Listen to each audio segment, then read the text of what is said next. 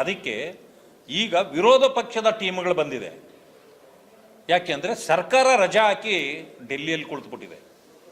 ನಮ್ಮನ್ನು ಯಾರಾದರೂ ಇವಾಗ ನೀವು ಪತ್ರಕರ್ತರು ಎಲ್ಲಿದೆ ಸರ್ಕಾರ ಅಂತಂದರೆ, government Karnataka government is in Delhi, camp at Delhi ಅಂತ ಹೇಳಬೇಕೇ ಹೊರತು ನಾವು ಕರ್ನಾಟಕದಲ್ಲಿ ಸರ್ಕಾರ ಇದೆ ಅಂತ ಹೇಳೋ ಪರಿಸ್ಥಿತಿಯಲ್ಲಿ ನಾವಿಲ್ಲ. ಯಾಕೆಂದರೆ 14 ಜನ ಮಂತ್ರಿಗಳಿದ್ದಾರೆ. ನಾನು ನಿನ್ನೆನೂ ನೋಡಿದೆ ನಿಮ್ಮ ಪತ್ರಿಕೆಗಳ ಮೂಲಕ, ಇಲ್ಲಿ ಉಸ್ತುವಾರಿ ಸಚಿವರು ಇದುವರೆಗೂ ಇಲ್ಲಿಗೆ ಬಂದೇ ಇಲ್ಲ. ಇಲ್ಲಿ ಏನು ನೋಡಬೇಕಾಗಿತ್ತೋ ಅದನ್ನು ಅವರು ವೀಕ್ಷಣೆ ಮಾಡೇ ಇಲ್ಲ. ಈ ಪರಿಸ್ಥಿತಿ ನಾಳೆ ಏನಾದರೂ ಸೆಷನ್ನಲ್ಲಿ ಕೊಳ್ಳೇಗಾಲ ಅಥವಾ ಚಾಮರಾಜನಗರ ಜಿಲ್ಲೆನಲ್ಲಿ ಏನು ಪರಿಸ್ಥಿತಿ ಇದೆಯಾ ಹೇಳ್ರಿ ಅಂತಂದ್ರೆ ಏನು ಹೇಳ್ತಾರೆ ಅವರು? ಅವರು ಉತ್ತರದಾಯಿ ಅಲ್ವಾ? ಅವರೆಲ್ಲರಿಗೂ ಉತ್ತರ ಕೊಡಬೇಕಲ್ವಾ? ಆದರೆ ನನಗನ್ನಿಸ್ತದೆ ಸಿದ್ದರಾಮಯ್ಯನವರು ಇರೋದ್ರಲ್ಲಿ ಅವ್ರು ಏನೇ ಮಾಡಲಿ ಏನೇ ಹೇಳಿ ಒಂದು ಸ್ವಲ್ಪ ಕೆಲಸ ಆದರೂ ಮಾಡ್ತಿದ್ರು. ನನಗೀಗನ್ಸಿದ್ದು ತಂದೆಯಷ್ಟು ಅಲ್ಲ, 5% ಮಗ ಆಗಲಿಕ್ಕೆ ಸಾಧ್ಯ ಇಲ್ಲ. ನನಗೆ ಒಟ್ಟಾರೆ ಹೇಳೋದಾದರೆ ಆ ಸಚಿವರು ಮೈಗಳ್ರು ಅಂತ ಕಾಣುತ್ತೆ ನನಗೆ. ಯಾಕಂದ್ರೆ ಎಕ್ಸ್ಪೀರಿಯನ್ಸ್ ಇಲ್ಲ. ಇಲ್ಲಿವರೆಗೂ ಅವ್ರು ಮಾಡಿದ ಕೆಲಸ ಏನಂತಂದರೆ ಎಲ್ಲ ಕಾಂಟ್ರಾಕ್ಟ್ಗಳಲ್ಲಿದ್ದರು. ಮೆಡಿಕಲ್ ಕಾಂಟ್ರಾಕ್ಟ್, ಟ್ರಾನ್ಸ್ಫರ್ ಕಾಂಟ್ರಾಕ್ಟ್ ಇದರಲ್ಲಿದ್ದವರು ಸಡನ್ನಾಗಿ ತಂದು ನೀವು ಮಂತ್ರಿ ಮಾಡಿಬಿಟ್ರೆ ಇನ್ನೂ ಕಾಂಟ್ರಾಕ್ಟ್ ಗುಂಗಿಂದ ಹೊರಗಡೆ ಬಂದಾಗ ಕಾಣಲ್ಲ ಅವರು. ಸೊ ಇಂಥ ಪರಿಸ್ಥಿತಿ ನಾವಿಲ್ಲಿ ಕಾಣ್ತಾ ಇದ್ದೇವೆ. ಇನ್ನೂ ಮುಂದೆ ಹೋಗೋದಿದೆ.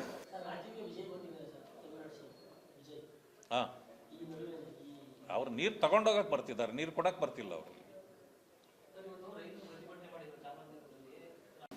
ಆ ಪ್ರಕಾರ ನಾವು ಇವತ್ತು ಕನಕಪುರ ಯಾರ ಕ್ಷೇತ್ರ ಅಂತ ತಮಗೆ ಹೇಳ್ಕೊಡ್ಬೇಕಾಗಿಲ್ಲ, ರಾಜ್ಯದ ಮುಖ್ಯಮಂತ್ರಿಗಳ ಕ್ಷೇತ್ರ. ನಮ್ಮ ಬರ ಪರಿಸ್ಥಿತಿಯ ಅವಲೋಕನ ಅಲ್ಲಿಂದಲೇ ಸ್ಟಾರ್ಟ್ ಆಯಿತು. ಹೋಗಿ ನೋಡಿದಾಗ ದೂರದಿಂದ ಹೇಳ್ತಿದ್ರು ಕನಕಪುರ ಜಂಗಲ್ ಅಂತ. ಹೆಚ್ಚು ಕಡಿಮೆ ಅದು ಜಂಗಲ್ಲೇ ಇತ್ತು. ಪರಿಸ್ಥಿತಿ ಅಲ್ಲಿ ಗದ್ದೆಗಳೇ ಇಲ್ಲ. ಈಗ ಎಲ್ಲ ಕೆರೆಗಳು ಬತ್ತಿ ಹೋಗ್ಬಿಟ್ಟಿವೆ. ಹಿಂದೆ ನೀರು ತುಂಬಿಸೋ ಕೆಲಸವನ್ನು ಮಾಡ್ತಿದ್ರಂತೆ, ಈಗ ನೀರು ತುಂಬಿಸೋ ಕೆಲಸವನ್ನು ನಿಲ್ಲಿಸಿಬಿಟ್ಟಿದ್ದಾರೆ. ಬೋರ್ವೆಲ್ಗಳಲ್ಲಿ ನೀರೇ ಬರ್ತಿಲ್ಲ. ಯಾಕೆ ಅಂತಂತಂದ್ರೆ ಜಲಮೂಲಗಳೇ ಒಣಗಿ ಹೋಗ್ಬಿಟ್ಟಿದೆ, ಬತ್ತಿ ಹೋಗಿದೆ. ಕಬ್ಬಿನ ಗದ್ದೆಗಳಿರ್ಬೋದು, ಅಡಿಕೆ ತೋಟಗಳಿರ್ಬೋದು, ರೇಷ್ಮೆ ಕಡ್ಡಿ ಎಲ್ಲವೂ ಒಣಗೋಗಿದೆ. ಬಾಳೆ ಗಿಡ ಕೊಯ್ಲಿಗೆ ಬರಬೇಕು, ಅಷ್ಟೊತ್ತಿಗೆ ನೀರಿಲ್ಲ, ಅದು ಮಾರ್ಕೆಟ್ಗೆ ಹೋಗೋದಿಲ್ಲ. ಅಂಥ ಪರಿಸ್ಥಿತಿಯಲ್ಲಿ ಇವೆ. ಆದರೆ ಒಂದು ಅಲ್ಲಿ ವಿಶೇಷ ಅಂತಂದರೆ ರಿಯಲ್ ಎಸ್ಟೇಟ್ ದಂಧೆ ಮಾತ್ರ ಚೆನ್ನಾಗಿ ನಡೀತಾ ಇದೆ. ಅದಾದ ಮೇಲೆ ಕಲ್ಲು ಗಣಿ ಚೆನ್ನಾಗಿ ನಡೀತಾ ಇದೆ. ಅದಕ್ಕೆ ಅವರನ್ನು ಬಂಡೆ ಅಂತಾರೇನೋ ಗೊತ್ತಿಲ್ಲ ನಮಗೆ. ಸೊ ಇಂಥ ಪರಿಸ್ಥಿತಿಯನ್ನು ನಾವು ಅಲ್ಲಿ ಕಂಡ್ವಿ. ಅಲ್ಲಿಂದ ಮಂಡ್ಯ ಜಿಲ್ಲೆಯ ಮಳವಳ್ಳಿಗೆ ಬಂದ್ವಿ. ಅಲ್ಲಿ ಪರಿಸ್ಥಿತಿ ಏನಂತಂದ್ರೆ ಎಲ್ಲ ಜಲಮೂಲಗಳು ಎಲ್ಲ ಬತ್ತಿ ಹೋಗಿವೆ. ಆ ಶಿಂಷಾದಲ್ಲಿ ಏನು ವಿದ್ಯುತ್ ಉತ್ಪಾದನೆಯ ಘಟಕ ಇದೆ ನಿಂತೋಗ್ಬಿಟ್ಟಿದೆ. ಯಾಕೆಂದ್ರೆ ನೀರಿನ ಕೊರತೆ, ನೀರಿಲ್ಲ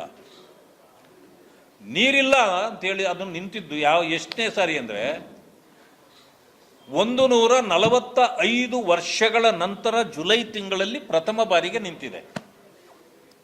145 ವರ್ಷ ಆದಮೇಲೆ ಅಂದರೆ ಬರ ಪರಿಸ್ಥಿತಿ ಅಷ್ಟರ ಮಟ್ಟಿಗೆ ಕರ್ನಾಟಕಕ್ಕೆ ಮುತ್ತಿಗೆ ಹಾಕಿದೆ ಅನ್ನೋದು ಇದರಿಂದ ಗೊತ್ತಾಗತ್ತೆ.